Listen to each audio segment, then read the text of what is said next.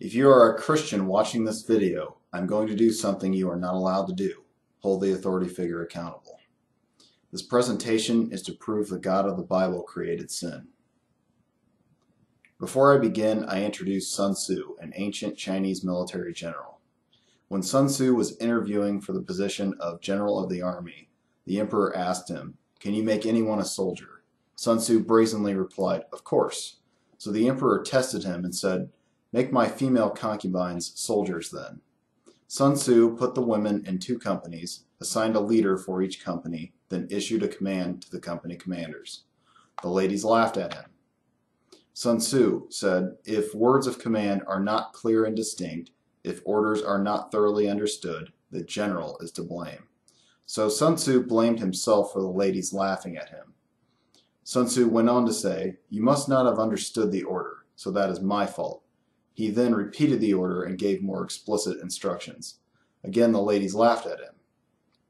So Sun Tzu said, "The first time I gave the order and you did not obey, it was my fault for not making myself clear. So I repeated the order. And this time I was very clear. If his orders are clear and the soldiers nevertheless disobey, then it is the fault of their officers."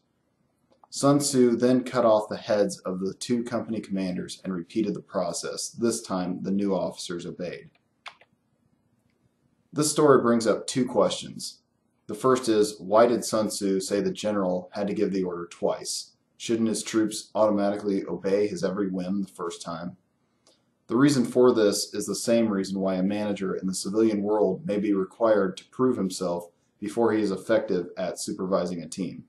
For this reason, the military uses basic training or boot camp to accustom new recruits to following orders without going through a dramatic testing process of the new leader. Their reasons for disobedience could be the order may not have been understood, the troops may not recognize the order as being from a source which possesses authority, the troops don't understand what authority is, or because the troops don't realize there is a punishment for not obeying authority or don't understand the severity of the punishment. The other question that comes to mind is, why did General Sun Tzu go to the trouble of placing blame? Placing blame fixes the problem so that a battle can be won. The object is to win the war. If the problem is not addressed and resolved, you won't win. That is why troops and authority figures are held accountable according to Sun Tzu. There was no such thing in the Garden of Eden. Before reviewing the sequence of events to determine blame in the Garden of Eden, I will state some assumptions. This is before the fall of man, so there is no death yet. Therefore, we have infinite time. The character of Jehovah follows the standard model of God. He is omniscient, omnipresent, omnipotent, and he is prescient. To give you an analogy of the Garden of Eden, a parent with a 4-year-old son instructs the child what a book of matches is and how to use them. He tells the child the matches will cause a great fire and are dangerous.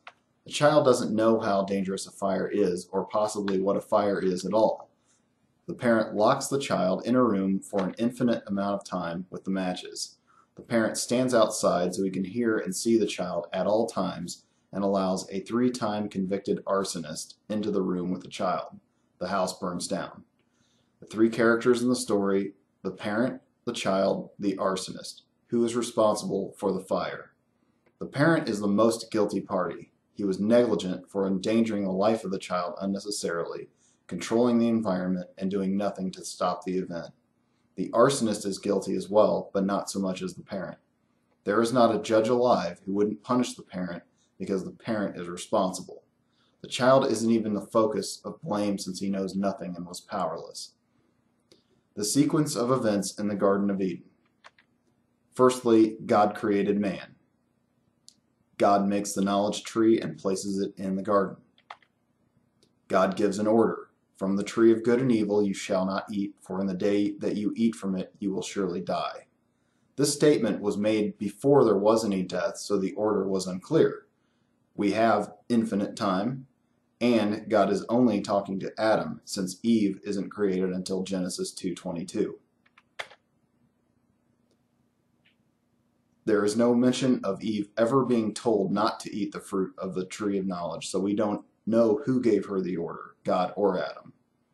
And lastly, God put man in the vicinity of the knowledge tree.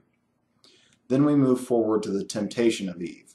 The serpent says, "For God knows that in the day you eat from it, your eyes will be opened, and you will be like God, knowing good and evil." Note the use of the word will in future tense. Eve does not know it is wrong to disobey God, since she has no knowledge of good and evil. Therefore, Eve does not know it is wrong to break a rule or even what a rule is. God did not make it clear to Eve, or else she would have obeyed. Why did Eve eat the fruit? Eve wanted something that was good for food, looked good, because God intentionally made it that way, and that she wanted to be smarter. There is nothing evil whatsoever on Eve's part. God did nothing to stop this or even prevent it, and God knew in advance it would happen. As a side note, Eve is generous and thinks of others by feeding Adam with this good food God provided.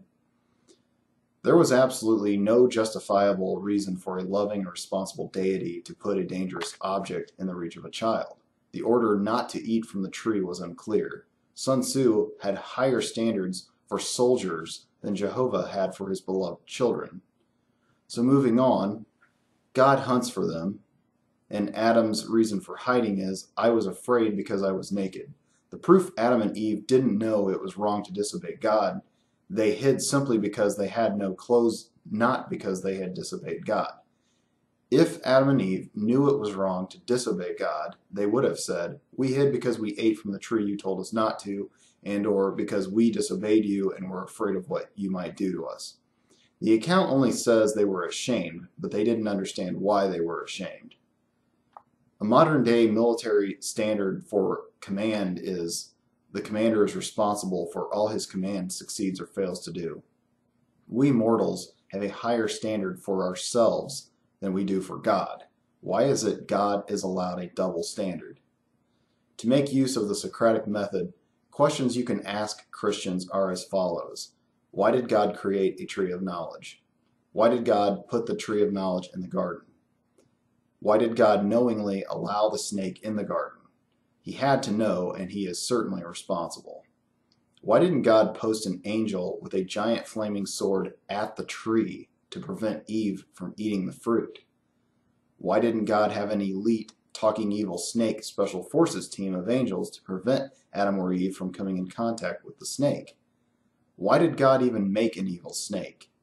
Why didn't God immediately destroy the evil snake as soon as he realized he fucked up? Why in God's sick mind did he feel he needed to test Adam and Eve? If an event is possible, even though improbable, given enough time, that event becomes a guarantee. It was a guarantee Eve or Adam would eat the fruit in the garden. Love is acceptance and loyalty. Jehovah obviously did not love Adam and Eve if he felt he needed to test them and couldn't even achieve a level of fairness similar to Sunsu's training of soldiers. Jehovah's standard of fairness and common sense is beneath that of trained soldiers by mortal men. Jehovah apparently claims to love people as an emotional manipulation to obtain worship and obedience. So in summary, God is omniscient and all-powerful. God is responsible for all his creation succeeds or fails to do. God allowed infinite time. God put the knowledge tree in the garden. God allowed the talking evil snake in the garden. God made the tree accessible and appealing to the eye. God didn't intervene to stop Eve. God knew in advance Eve would sin. God therefore created sin. In conclusion, Adam thought Jehovah was simply his friend. He didn't understand the order. He clearly didn't understand the punishment. He could not have understood. Therefore, Jehovah is responsible for sin. And to add one final nail in Jehovah's coffin using Sunsu, when troops flee, are insubordinate, collapse, or are routed in battle, it is the fault of the general. The insubordinate fall of man was God's fault. Members of a cult are unable to hold the authority figure accountable for any wrongdoing. God is the authority figure and is guilty of everything that went wrong in the Garden of Eden, and for every soul that ends up in the hell he created. I am the Holy Spirit blasphemer. Goddamn the Holy Spirit.